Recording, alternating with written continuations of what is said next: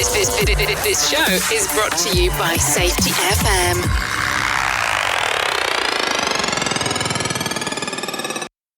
Warning, the following broadcast contains adult language, adult content, frank safety discussions, and stories that might sound unbelievable.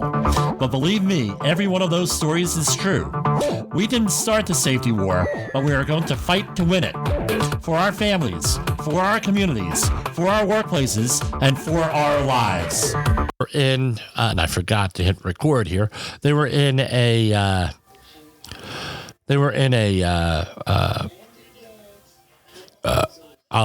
overseas flight.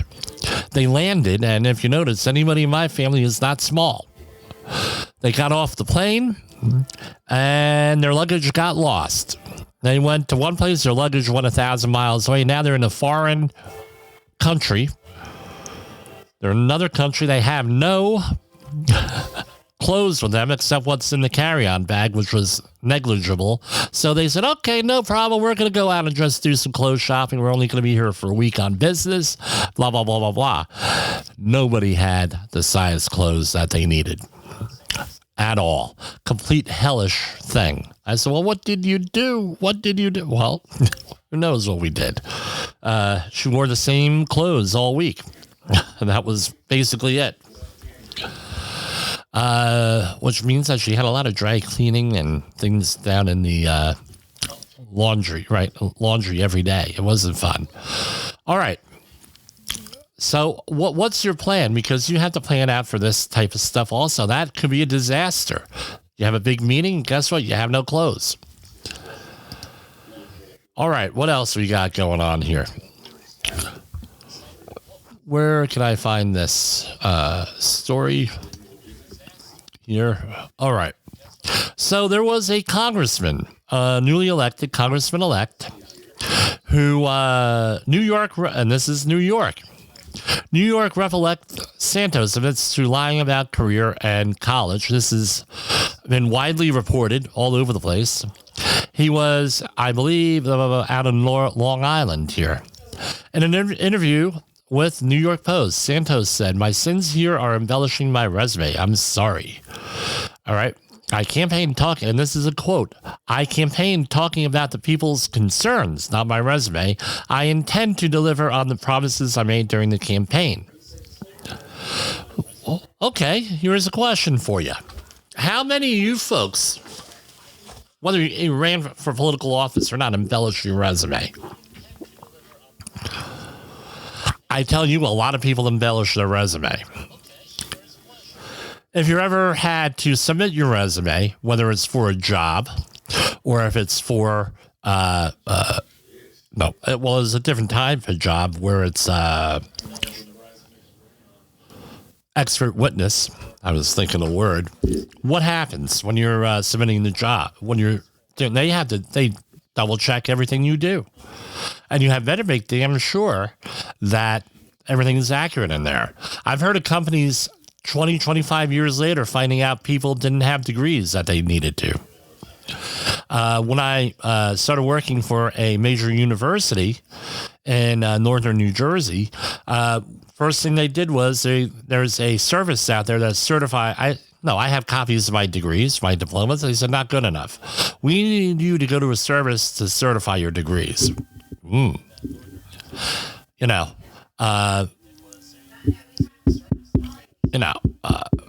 Now everything's checked and double checked, and especially if, so I had a boss, Jeff Olcott. Sounds like I'm jumping all over. I had a boss, and one of the conditions of employment was that every job you go to, we were consultants working on hazardous waste sites for the most part, you had a couple of things on you. You had a resume detailing all the jobs that you've done, and with a description, like a CV, right, or Q&E package. What do they call it? Curriculum vitae or something, right? CV. You had a copy of all your training certificates, and you had a copy of your hazmat physical. This way, whenever he called you out, middle of the night, I got calls 4 o'clock in the morning. my old supervisor from Envirogenics is going to be here. And he would give me calls 5 o'clock in the morning. Hey, Jimmy. And this is before cell phones. So my mom and dad really appreciated getting a phone call, John. It was, hey, we need you at such and such a location, blah, blah, blah. Here's the address. It's in such and such a place. Oh, and by the way, we have no idea how to get there. So what did I have? I had like 30. Oh, no, New Jersey has 21 counties. I had 21 county maps. And I had also the topo maps and the regular gas station style maps or AAA maps. And we figured it out, blah, blah, blah. We get there. And what would happen is, well, where's your certifications? Because we're used to the companies sending people out here with no certifications, no training, no physical. Well, here it is. Well, guess what? If you showed up to a job site without that, you got the wrath of Jeff. Right? Because this is what you do. You must do this. And you must have a hard hat, blah, blah, blah, blah, blah. All your other basic PPE. You didn't have to carry on a supply air respirator, but basic PPE you had to have. And this habit has followed me around now 30 years later. So why do I go there? I update this stuff all the time. All the time. It's up to like 8 pages, size 11 font. All my education, all the jobs I've been on, all my experience. And what happens is I submit this sometimes. And what do you think happens? They call me up and say, no way you did all of this. Well, guess what? If you're I haven't done a lot compared to other people in the industry 30 years. I really haven't. Once, if you're working for a private consultant, you get a lot of experience at different jobs. I've submitted it and I've gotten a lot of feedback both ways. One, there's no way you did all of this. And number two, if you've done all of this, you can't hold down a job. Well, I'm working for an environmental consultant. These are all, well, yeah, but we're confused. Because what happened, normally it's because they don't understand what they're looking at, and you have to let them know what they're looking at sometimes. Brevity. So what I'll do is when I go for a job, I have a 1-page resume.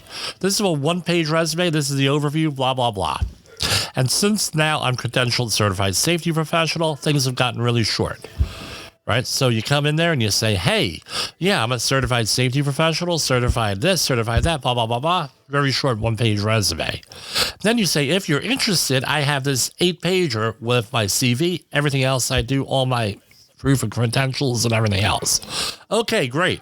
That's what I have. And that's what I had in writing. Now, uploading that to an online job search place, which there are several of them out there, could be a little bit of a problem there. With that, that's where I would go with the 1-pager and then hope for a phone call, then you email or do whatever. Hopefully the algorithm will see you. And that's what I do. Now, when I ran for political office, all right, and this is where some of this stuff here, right? When you run for political office, especially today, and where everything is easily verified, they have services out there where, yeah, I could send proof of my degree, but also people could go on there and look up whether you have that degree. So there's like a double verification. So apparently this person, Representative-elect Santos, my kids just got home from Rockefeller Center here. I had to do site work today. Anyway, they're waving. They don't want to go on the air for some reason. I don't know why. All right. So this apparently, allegedly, according to several sources, he obtained a degree. He said that he obtained a degree from a certain college, but the school said that could not be confirmed. Right? And he said on Monday, quote, I didn't graduate from any institution of higher learning. I'm embarrassed and sorry for having to embellish my resume. We do stupid things in life. Oh, okay, great. We do stupid things. He had said that he worked for 2 financial houses, right? Financial services houses. You've heard of both of them. The company said he didn't ever work there. They couldn't verify or deny anything. We never knew. I don't know.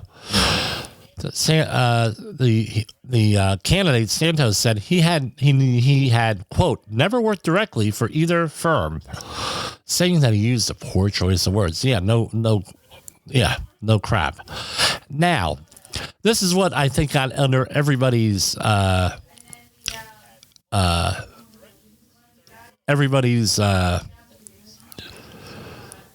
skin here.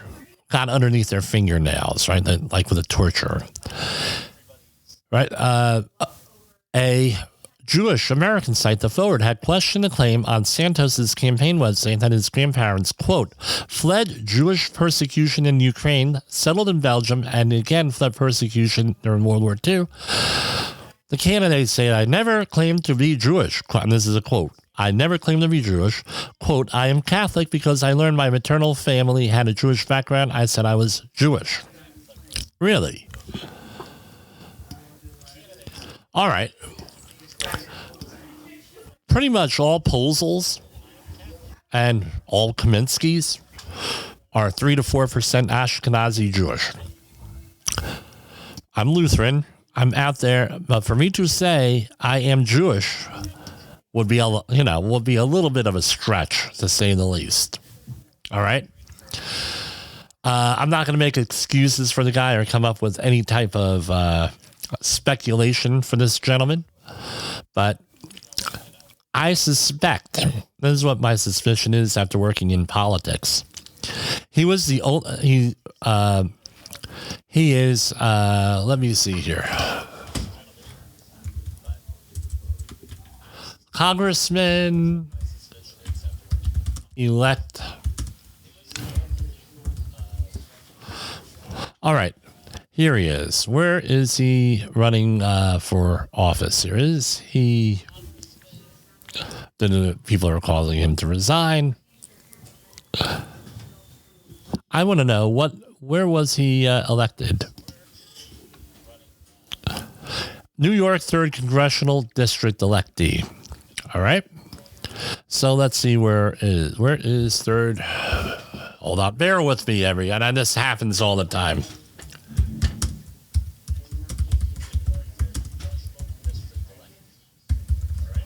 Okay, where is this? New York's 3rd Congressional District is... Dude, it is on northern Long Island, New York. So it's east of New York City. All right. Now, how did they vote? In 2020, they voted... We're going to do an analysis. We're going to do a little bit of a deep dive here. All right. I mean, it's the holiday time, right? Who's listening? Let's face it. Let's do a little bit of a deep dive, and we're going to go into the swamp. Okay, so here's what we have. The 3rd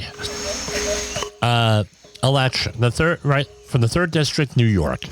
We have Biden, 2020, Clinton, 2016, Obama, 2012, Obama, 2008. Or that's statewide election results. All right. What was the breakdown here? For this district, it was Steve Israel, Democrat. So before him, Thomas Sozzi, right? Democrat. Steve Israel, Democrat. Peter King, Republican. Before that, Robert Mesrak, Democrat, for a long time, right? 5 terms. Then before that, Republican. So it's gone back and forth. But most recently, for almost 10 years, right, for 1, 2, 3, 4, 5 congressional races, it was Democrat. And we have for statewide, where we have Republican. So this has been blue state. So I'm going to give a little bit of speculation here. Where am I going with this? I suspect that nobody wanted to run. That's my opinion. Nobody wanted to run. They might have had a couple of primary races here and everything else with with the thing, and going back and forth. I suspect nobody wanted this. won this race. Nobody won. So what did they do? They went and they got somebody, young guy, 34 years old, perfect age for a congressman to run for election first time. They said, don't worry about it. We're going to go and we're going to set you up. And there might have been a consultant there that said, well, send me money and I'll help you get you on the thing. They wrote all of his stuff. I'm not making excuses for him because he's the candidate. He's responsible for this. And they got into this thing.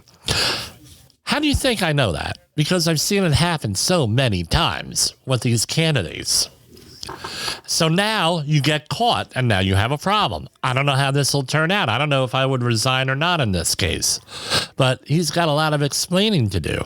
But I'm telling you, safety-wise, you're a safety professional or any other professional, you don't lie on your resume, ever.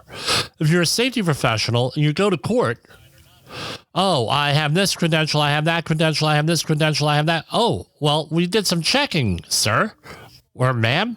Guess what? You don't have any of that. Now you have a problem. How about if you don't maintain your credentials? You might have a problem with that, too. I've seen it happen both ways in court, depending on who's asking that. So we're going to take a little break here, and we're going to switch it up a little bit, right? We'll come back with financial news. You are listening to Safety Wars. Tomorrow's Safety Today. In the professional safety community, communication and planning are just a few keys to your program's success. The question many practitioners have is, where do I start? Dr. Jay Allen, the creator of the Safety FM platform and host of the Rated R Safety Show, has built a global foundation to help you along the way. Go to safetyfm.com and listen to some of the industry's best and most involved professionals, including Blaine Hoffman with the Safety Pro, Sam Goodman with the Hop Nerd, Sheldon Primus with the Safety Consultant, Jim Pozell with Safety Wars, Emily Elrod with Unapologetically Bold, and many others. As individuals, we can do great things, but as a team, we become amazing. Dial into safetyfm.com today and surround yourself with a powerful force of knowledge and support.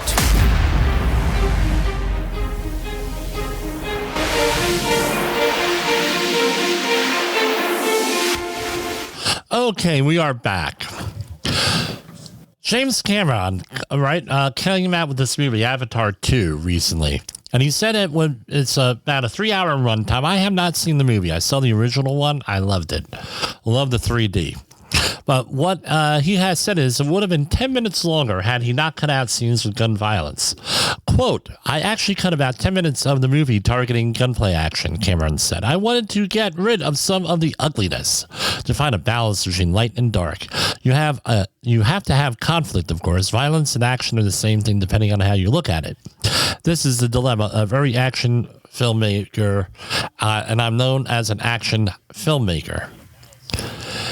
He said earlier that I look back on some of the films, and this is a quote, I look back on some of the films I've made, and I don't know if I would want to make that film now. I don't know if I would want to fetishize the gun like I did on a couple of the Terminator movies 30 plus years ago in our current world. What's happening with guns in our society turns my stomach. And he goes on and on with some very controversial, what some listeners here might find very controversial comments. Okay. What have we talked about over the last 2 weeks on this show? We've talked about manipulation, right? We've talked about that. Nudging, the media nudging people one way or another way. We have, I think, 8 releases from Twitter, right? The Twitter gate, what some people are calling it, of allegedly, and this is all alleged, certain elements inside our government are influencing Twitter, right? I don't go to Twitter for my news. And then when I see something on Twitter, I triple and quadruple check it. And then even sometimes I say this is a bunch of baloney, you know? So influencing the me. And here we have one right here, right? Well, here we have. I don't want to fetishize guns anymore. Right or wrong, depending on what your point of view is here on guns and everything. That's not what the issue is. The issue is, are we being manipulated? And here's another example. We're being manipulated. Maybe I'm going to have to, I better organize this thing. We'll have a how you're being manipulated today session here. I know this is aggravating a lot of people on Safety FM that I talk about this, but you know what? I'm here to give you my opinion and stuff on safety. Now you're going to say, well, Jim, okay, that's with James Cameron and Avatar. Okay, here's another story. Tesla stopped reporting its autopilot safety numbers online. Why? This is from the LA Times. Right? Like clockwork, Tesla reported autopilot safety statistics once every quarter, starting in 2018. Last year, as those reports ceased. Around the same time, the NTSB, National Highway Safety Traffic Administration, the nation's top auto safety regulator, began demanding crash reports from automakers that sell so-called advanced driver assistance systems such as autopilot. And going on and on and on. But we have this company and probably some others that are not reporting the safety statistics. So here we go. Are we being manipulated? What's going on here? Did they report them, but they didn't publish them? That could be it too. That's a little bit conspiratorial. But whatever it is, again, are we being manipulated here? Here's another perfect thing to go with on here. Who do you listen to for news? Why do you listen to them? The only way out of this, with all the quote unquote fake news and other stuff going on there, is to question this stuff. Start to learn who the reporters are, what their background is. I'm not saying dox them or anything or harass me. I'm not anything like that. But who you dealing with? Are they extremely right wing, extremely left wing? How's this story going? How's the story being presented? All this stuff goes in there, and realize on most news shows we have what are called readers, and they're out there reading things. So something to think about. Oh, I promise financial news here. All right. So let's get the Dow Jones Industrial. No, the market's remixed. Dow Jones Industrials closed at 33,241.56, up slightly. S&P 500 fell slightly, 38,29.25. NASDAQ closed at down slightly, 10,353. Russell 2000 down slightly, 1749.52. U.S. Treasury notes slid to 3.849%. That's for the 10-year note. Bitcoin dropped slightly, 16,678.84. A lot of these exchanges are not surviving here. People are losing a lot of money, but people are also gaining a lot of money. Crude oil is up slightly at $79.83 a barrel. What do we have for precious metals? We have gold at $18.2390 down, $1.50. Silver is up slightly at $24.28. Remember, this stuff trades in real time during our program because it's a worldwide market. Platinum down $1,037.50. Palladium fell slightly, $18.68. Okay, where are we here? All right. So there's some controversy here going on with energy policy in the West. And when I mean the West, I mean United States and Western Europe. Right. So we have, in case you weren't listening, and I know I cut off the first 10 minutes of the program because I forgot to hit record. We have a weather emergency. A lot of people dying up in Buffalo. People not having the capacity, apparently, to respond to a weather-related emergency, running out of food, freak accidents happening. A guy got carbon monoxide poisoning because his flue for his stove was blocked. And he got carbon monoxide in his house, and everything else going on, rolling blackouts. We have terrorists. I'm sorry, I'm going to call them a terrorist, attacking the power grid. Right, I think they meet the FBI definition of terrorist last I looked at it. So the way that the U.S. power grid was originally set up was that it was all interconnected, and it was a source of resilience. But what has happened the last couple of years, we've decreased the capacity, right, apparently, or our resilience would probably be a better word, resilience of the power grid for energy policies. Now, I'm going to tell you this. What's my own thoughts on this? I cannot do a thing about what regulators are going to do. I can't do it. I can't, one man can't do. One man can make a difference like we're trying to make here, but not one man can go out there, one person. They need to set up a movement to do whatever, for whatever your thing is, green energy or the other thing on this. There's a lot of opportunity for that. But let's look at what's going on here is that we do not have the resilience, the capability of responding to things 100% of the time. And even if we went back to what our energy policies were 10 years ago, 15 years ago, we still wouldn't have the resiliency to prevent everything. Remember, there's human error, there's equipment error, there's maintenance issues, there's everything else. So what do? We have to decide what we're going to do and how are we going to prepare ourselves, our organizations, our communities, our little network of people, things of that nature. That's where we need to go.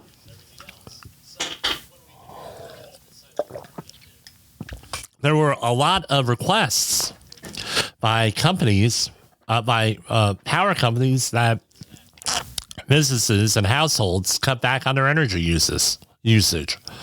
I find that pretty hard to do, especially if you have electric heat. And I talked to at least 3 people from New York City today that are using supplemental heat in their homes, in their apartments, or that landlord is in charge of that thermostat. And guess what? They're not going to put it above a certain number. So everybody goes out and gets space heaters.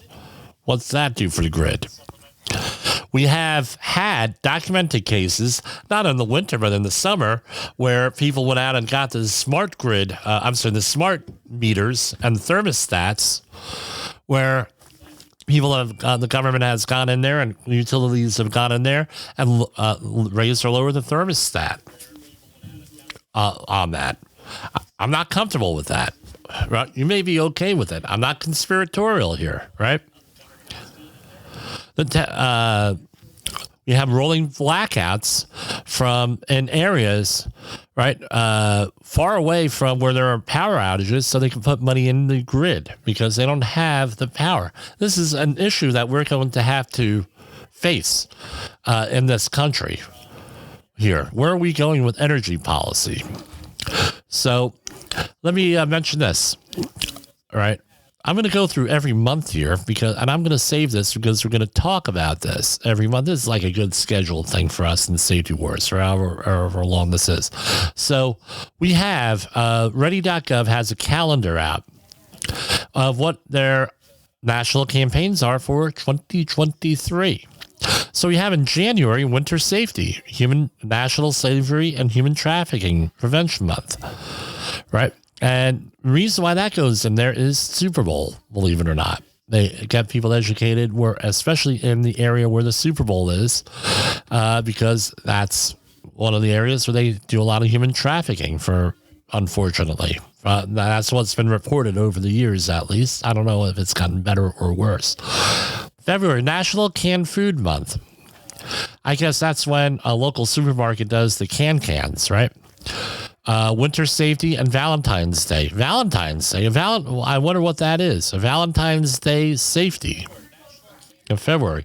March, the It's Not Luck campaign for spring and flood safety.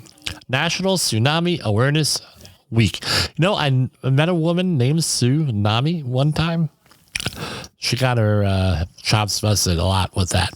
National Financial April, because it's tax month. National Financial Capability Month. Severe Weather Safety and Safe Place Selfie Day. Right? May, National Wildlife Awareness Month. This is because people are going out there. And it's also National Hurricane Preparedness Month and Don't Fry Day. What is Don't Fry Day? That is for skin cancer prevention. June, Pet Preparedness Month. Getting your pets prepared. Summer and Extreme Heat Safety, National Lightning Safety Awareness Week. July, because of the 4th of July, which is always on the 4th, you have a Fireworks Safety Month and Extreme Heat Safety. Some states like New York have re-legalized certain fireworks for the entire month for a good chunk of the month of July, right? Then you have August, back to school, Extreme Heat Safety, Children and Youth Preparedness, and then September, National Preparedness Month. October, Cybersecurity Month and National Fire Prevention Week. Here's another one. Why do they always choose October? Is because of the Great Chicago Fire that happened in the 1800s. Little did you know, at least that's what they told us when we were in grammar school, right? Well, what happens in this is to let you know, there was a fire in Wisconsin at the same time as the Great Chicago Fire, right? And caused more damage and everything else. But because it's in Chicago, and Chicago was a major city in that area, the major city in that area, it still is, they're the ones who got the coverage. Then November, we have our Thanksgiving cooking safety, and that has to do with salmonella and also the, what do you call it? The, turkey in the fryer. And December, and they have National Influenza Vaccination Week. I got mine last week. Consult with your medical provider as to whether what's appropriate for you. So all those things are going out there. Now, if you're a safety professional, that could be like one safety meeting a month, right, on that. So we're going to take a break here and another break, and we're going to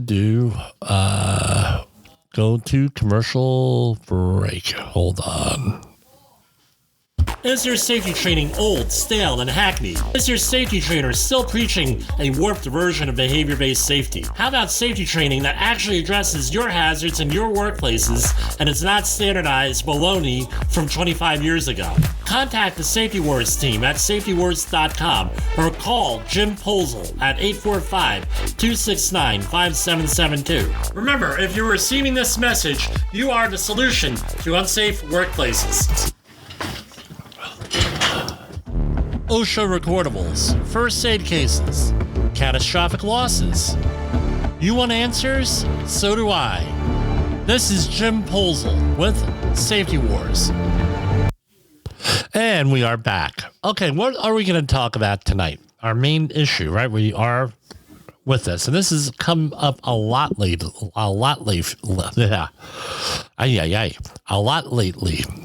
A safe forklift operation.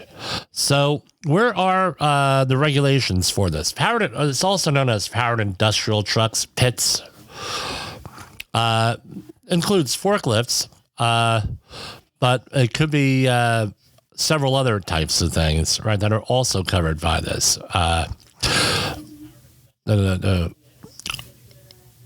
So earth-moving equipment that has been modified to set forks are not considered powered industrial trucks.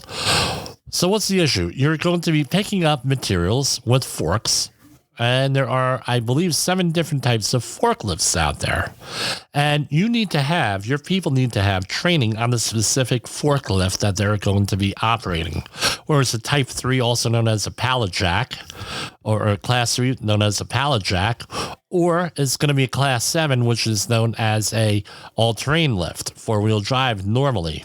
Right, off-road forklift, also known as a lull on that by certain people, even though that's a brand name. All the equipment is pretty much the same. The issue here is this. With this, there are procedures for this. There's training with it. And don't think that you're going to send someone for a training class and now all of a sudden they're experts in forklifts. It takes a lot of practice with a forklift. And also, the people who are spotting the forklift have to have training too, meaning if there's limited view, that person. Because this is what has happened on 2 of my projects. Person was not watching, spotting a forklift. I got to investigate after the fact the accidents. One, they lowered the forks onto their own feet, the spotter. The other one was the spotter wasn't aware when they were watching where they were walking, they fell into a ditch. Right? Another one just got run over, so 3. So that's what you need to watch out for. So it's not only the operator, but it's also the person spotting them and the people around them. Some warehouses I've been in, they've had what is called the green lane. And if you are a pedestrian, you do not go outside the green lane. If you are a forklift operator, you do not go in the green lane. All right. I mentioned this one time before. The guy's name was Fred. I worked with. He got impaled on his Achilles tendon with a forklift tine by somebody who was not. So as the story goes, someone wasn't paying attention and lack of training. That was 20 some years ago. My brother Wally and I worked with him. Ended up killing him because of a major staph infection. So that's a major hazard. So what are we looking for? Right, forklift, and this is off of the OSHA Quick Card available from OSHA.gov. Forklift operators and employees working around these operations are at risk of hazards such as collisions, falls, tip overs, and struck by conditions. So let's say that you buy a forklift, or you get a secondhand forklift, or you rent one. What do you need to do? So you have the full-blown forklift class. So we're going to assume everybody gets the same training. If you're the employer, you have to verify that everybody has had what is called familiarization training, meaning that they're familiar with that forklift that you're using specifically. The way I normally do is I deliver a forklift to a site. I say, where is the instruction manual? I will go through the instruction manual and we'll go through and see what we have, see what we need. And that normally is what how I handle it. All right. Then after we all get on the same page, it's the number one thing for OSHA and also injuries is deadly injuries is always wear a seatbelt. Wear the seatbelt. I haven't seen a forklift that's manufactured unless it's been removed. And the last 50 years, I did not have a seatbelt in it. So make sure that you wear a seatbelt when the forklift has one available. Never exceed the rated load and ensure it's stable and balanced. You could go onto YouTube or another website and you'll see what we used to call a snuff website, where it would be like people dying and stuff. What happens with these forklifts? They know that the forklift doesn't have enough counterbalance, so they put weight on there, usually in the form of a person on the back of the forklift. Forklifts are almost all of them are rated for one person. Have I been on forklifts that had a jump seat in it? Yeah, I have been. Those are massive forklifts with that. Very rare, only one in 30 years, and it was modified with the manufacturer's blessing. So don't exceed the rated load. And the thing is, don't have the load too high, because the center of gravity, also known as stability triangle, the center of gravity will go outside the stability triangle and make it more likely to flip over. Right? So you have to have the load slow, and do not raise or lower the load when traveling. Right? So for example, let's think about it. You have a low load, you hit a bump, or the load shifts or something, nothing happens, let's say. But if that load is all the way 8 foot, 10 foot, 12 foot in the air, like it often is, why do they put it up that high? Because they can't see where they're going. They don't have a spotter, so they raise it up high and it's easier to see. Now you hit the same bump. Now, what's a 1-inch move on the top is a 6-inch move. 1-inch move at the bottom of the mast is now a 6-inch move at the top. This thing flips right over. Horrible. Keep a safe distance from the platform and ramp edges. Again, YouTube is loaded up with videos of people driving off a ramp with a forklift. Be aware of other vehicles in the work area. Have a clear visibility of the work area and ensure you have enough clearance when raising, loading, and operating a forklift. Use proper footing and the handhold if available when entering or exiting the forklift, and use horns at cross aisles and obstructed areas. Watch for pedestrians and observe the speed limit. So I've seen people going out there, right? And do not give rides or use the forks to lift people. Seen that. Now, Jim, what about if you go and you get a cage? I'm not even going to go there because you could have a cage on there. I don't recommend them. But some contractors, some workplaces love those. I don't. The few times I've had to use them, guess what? There are so many safety procedures in place. And plus, I have it in my contract, I'm not responsible for Gruvno. So, forklift maintenance. Right, remove from service any forklift found to be in unsafe operating condition. Now, I'm going to ask you this. How do you know whether it's in an unsafe operating condition? Any guess what you need out there? Think about it. You're going to need a checklist. All right? Okay. So let's say now you have a history on that. What do you think? And it's a morbid thing. You can have a body laying there, dead, because the forklift rolled over. He wasn't wearing his seatbelt. Forklift. Hey, I could jump from it. Guess what? Yeah, nothing lands on you. What do you think the first thing that these investigators are going to ask for? Even if you have a body sitting there on the job, you think they're going to be worried about your psychological safety? They're not going to worry about that. First thing, where is the checklist and where is the training? Every freaking time. So if you don't produce those like on the spot, guess what? Now you got a problem.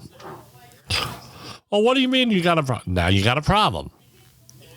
Because that's a leading indicator that you weren't operating that properly. You weren't obeying instructions, the manufacturer directions, and a whole host of other things. And that also means that your management wasn't enforcing it. Hold on, I gotta sneeze. Maybe not.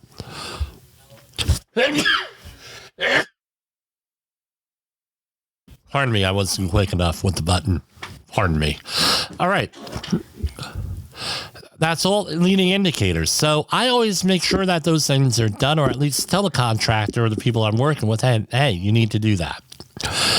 Keep the forklifts in a clean condition, free of excess oil and grease, and repair and maintain according to the manufacturer's recommendations. Well, this is the whole thing. Get a qualified mechanic to maintain that forklift. Now you're going to say, well, what do you mean? My cousin Frank knows all about this stuff. And it turns out that Frank got an online certificate on auto repair from a dubious online thing. May have lied about his qualifications, which means that he could probably run for the congressional district in New York, the 3rd district, and everything else. Now you're going to trust Frank, your cousin, to go and repair that. Probably not a good idea. Oh, we'll pay him under the table $50. He'll repair anything. Yeah, no, go for a regular company with that. Are you serious, Jim? Yeah, that crap happens all the time. All of my stories are true. All right, and this is where the issue happens. You don't get qualified mechanics, now you have a problem. You don't have checklists, you have a problem. You don't have training, you have a problem.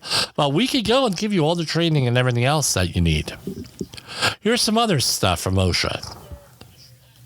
Always wear seatbelts when operating a forklift. We just said that. Never exceed the rated load. Ensure the loads are balanced. Make sure you have enough clearance when raising and lowering materials. More than enough times I've seen these things hit overhead obstructions, whether they're lights, joists, beams, anything like that. Watch for protection. Keep a safe distance from ramps. So you can give us a call, 845-269-5772 for all your forklift training needs.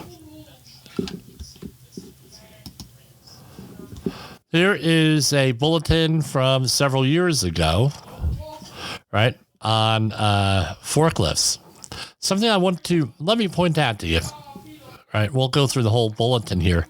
But this is what it comes down to. One, you can't have children younger than the age of 18 under Fair Labor Standards Act from operating those things. All right, so I get requests all the time. Well, we want 17-year-olds to you train them our summer help. As well, how old are they? 17. I can't do it. They're not allowed on that forklift. Well, and then they have a few choice words for me. And I said, okay, well, nice working with you or not working with you. Right? So under 18 can't operate that. Now, you're going to say, well, Jim, where was how old is this? And I'm going to tell you how old the Fair Labor Standard Act, that's been updated all throughout the years. That's not what's important. The 178 rules were promulgated. One of the first things promulgated by OSHA in the early 1970s. Now, here's the question for you, right? I was born in 1970, right? Oh, well, you shouldn't give out personal information. Well, you look it up. I was born in 1970.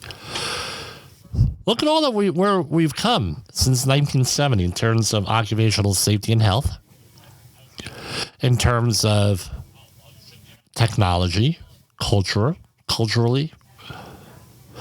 financially, everything from the 1970s. Do you think that the law might be slightly out of date? Perhaps. They reference the ANSI standard and some other standards, but now you have to rely on the general duty clause, which generally speaking is that is ex post facto. After something happens, then okay, great, blah, blah, blah, blah, blah, blah, blah. Now you have an issue. All that stuff in there. So again, nothing's being updated soon with them. That has happened in 50 years. There's no real plans that I'm aware of to update this stuff. There's talk in the background. So what's one to do? What I do is I train to the ANSI standard and to the manufacturer's standard. And without that, what do I need? I need an instruction manual for that. That's what I do with that. I know the other industry standards. And that's what I suggest everybody else do with that. Normally, these certifications are good for 3 years, sometimes less. When would it be less? When you're dealing with seasonal workers, where the employer does want to be on the hook for training other companies' employees. Right? So they have us write out the paperwork and this training is for this brand of forklift and this model number. I've done that already. I've gotten yelled at for it, but too bad, right? And everything else. So I wanted to thank everybody here. I'm trying to be here every week, every day this week, as my voice holds out.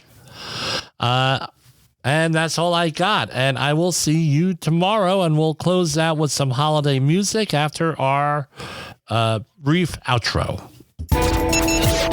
The views and opinions expressed on this podcast are those of the host and its guest and do not necessarily reflect the official policy or position of the company. Examples of analysis discussed within this podcast are only examples. They should not be utilized in the real world as the only solution available, as they are based only on very limited and dated open source information. Assumptions made within this analysis are not reflective of the position of the company. No part of this podcast may be reproduced, stored in a retrieval system, or transmitted in any form or by any means, mechanical, electronic, recording, or otherwise, without prior written permission of the creator of the podcast, Jay Allen.